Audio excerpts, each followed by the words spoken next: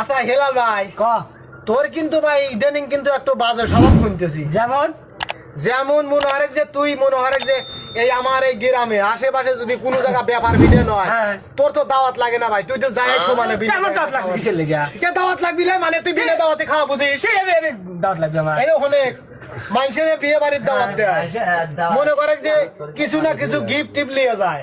হ্যাঁ। আর তুই কি করিস যদি মনে হয় যে এক জায়গাতে দেখে যে সামিয়ে না ফুটোইছে হ্যাঁ। সেখানেই টুকটুক করে ছাল পারলে যায়। তা আমার গিট লাভ কিসের লেগে?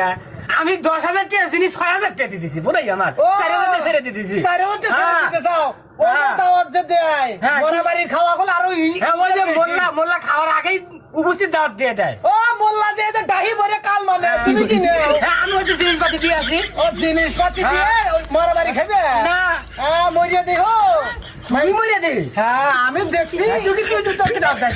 আমার দাওয়াত দিবি গো আমি যাই নিয়ে আরেকদিনকে দেখলাম যে আড়ানিয়াতে বসে থেকে আড়ানি খাতো তুই। কেন কইলো হ্যাঁ ওই যে হঠাৎ হ্যাঁ হারানিয়াতে বসে থাকে তুই না হারানির বাইরে আনসার আছে আনসার আমি হাতে বসে মাল সামানা নিয়ে গেছিলাম দেখাচ্ছি। মাল খাবে না এই করে গোস্ত দিছে গোস্ত দেয় নাই দেহ দর্শক মানুষ ভালো হয়েছে দেয়। বিয়ে বাড়ি খাইলে দাতা মারামারি লাগে লেভেল হয় হ্যাঁ। আরে মরা বাড়ি খাইলে তা গোস্ত দুটো কম হইছি আর সেই খিল দিয়ে আরাম হে হে কি দিনে তুই আনলি? হ্যাঁ আমি খেলি হ্যাঁ যে আমরা ফকির কুচি দিয়ে আমাকে কিছুই দাও না। ভাই হোক মান সম্মান লিক করিস রে ভাই আমার মান সম্মান কি? মানে বর্তমানে না আমি আর দাওয়াত খেবে যাই নিয়ে সেদিনকে তো গেলি। কবে গেছি কালকে তো গেলি চাঁদপুর। আহারে কালকে না চাঁদপুর 18 এন্ড করে খাস। ওই যে রবীন্দ্র ঠাকুরের বাড়ি হ্যাঁ হ্যাঁ